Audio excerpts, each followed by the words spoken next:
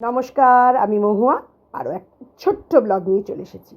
প্রত্যেক দিন সন্ধেবেলায় ছেলেমেয়ের বায়না থাকে কিছু না কিছু বানিয়ে দাও। যেহেতু ছুটি, ইচ্ছে করেই। দেখে কি বোঝা যাচ্ছে কি বানাবো? চলুন তাহলে দেখা যাক। আমি মোটামুটি মাঝারি সাইজের দুটো আলু নিয়ে নিয়েছি। ওই দুটো তারপর আলু এবার সেদ্ধ করার জন্য বসিয়ে দিয়েছি। না, ফুচকা নয়, আজকে বানাবো চুরমুর। তাহলে চট করে আমি পাঁপড়গুলোকে ভেজে নিই, মানে ফুচকাগুলোকে ভেজে নিই। তেল একদম গরম হয়ে গেছে। ফুচকাগুলো কিন্তু দারুণ ফুলছে। দেখি এটা কিরকম ফুলে।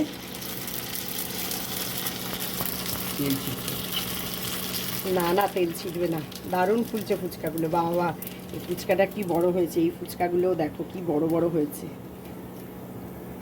এক একটা ফুচকা ছোট ছোট হচ্ছে, কিন্তু বেশিরভাগই প্রস্তুতি। হেভি তো তোমার প্রস্তুতি। এই যে আলুগুলো যে সিদ্ধ করে রেখেছিলাম, আলুগুলোকে আমি ছোট ছোট টুকরো করে কেটে নিচ্ছি। এখানে হলো শসা কুচি, পেঁয়াজ কুচি, লঙ্কা কুচি, একটুখানি আদাও দিয়েছি। আর এবার আলুগুলোকে কেটে নেওয়ার পর এখানে আছে ছোলা সেদ্ধ, এই যে, আর হলো দুটো লঙ্কাও আমি এর সাথে সেদ্ধ করে নিয়েছি। চাট মশলা, একটুখানি পিঙ্ক সল্ট, আর এই যে গোল গোল বেশ সুন্দর সুন্দর বড় বড় ফুচকা, এগুলোকে চুরমুর আর টক জল একদম রেডি। এবার এগুলোকে সব সুন্দর করে কেটে গুছিয়ে নিয়ে আবার তোমাদের দেখাচ্ছি। ওই যে সব আলুগুলোকে কেটে নিয়েছি, এবার এর মধ্যে সব মিক্সড করে নেব। একটুখানি পিঙ্ক সল্ট দিয়ে দিলাম,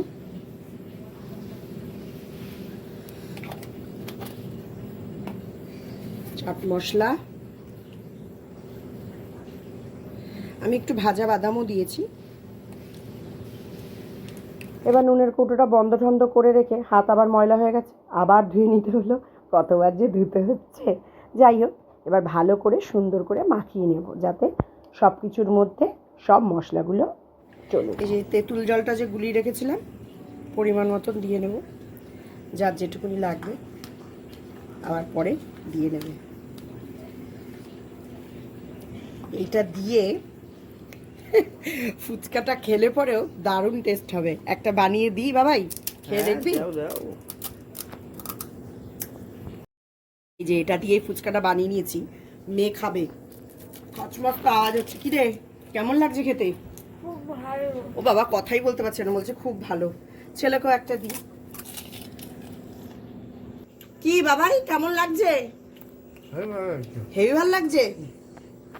এবার ফুচকাগুলোকে ভাঙছি, ভেঙে এবার এর মধ্যে দিয়ে দেবো।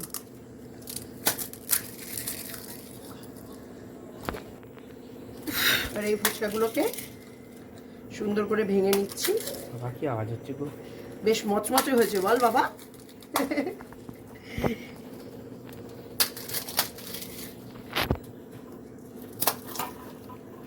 হাত দিস না, আবার হাতটা তেল তেল হয়ে যাবে। ছেড়ে দে, ছেড়ে দে। ফুচকাগুলোকে ভেঙে নিয়েছি, এবার চুরমুরের মাখার পালা। সুন্দর করে এবার খেয়ে নেব। তৈরি হয়ে গেছে চুরমুর। দেখতে তো বেশ ভালোই হয়েছে। ফুচকা দিয়ে খেয়ে দেখলো ছেলে মেয়ে, বললো তো বেশ ভালোই লেগেছে। বাড়িতে অবশ্যই তোমরাও সন্ধেবেলা চট করে বানিয়ে নিতে পারো এরকম ফুচকা পাঁপড় দিয়ে চুরমুর কিংবা ফুচকা। ছেলে আবার চুরমুরের মধ্যে মুড়ি নিয়ে নিয়েছে। কি রে, টেস্টটা কেমন হয়েছে রে? ভালো হয়েছে। ভালো হয়েছে। এরপরের দিনকে কে করবে, তুই? মুড়ি দিয়ে ওর খেতে ভালো লাগছে, আর একটু পেট ভরবে বেশি করে, সেই জন্য। তাও অবশ্যই বাড়িতে বানাবে আর আমাকে কমেন্টে জানাবে কেমন লাগলো। তাহলে আজ ব্লগটা এই পর্যন্তই। সবাই ভালো থাকবে, সাবধানে থাকবে, সুস্থ থাকবে, আর আমার ব্লগগুলো দেখতে থাকবে। সাবস্ক্রাইব, শেয়ার আর লাইক অবশ্যই করবে। তাহলে আজ টাটা।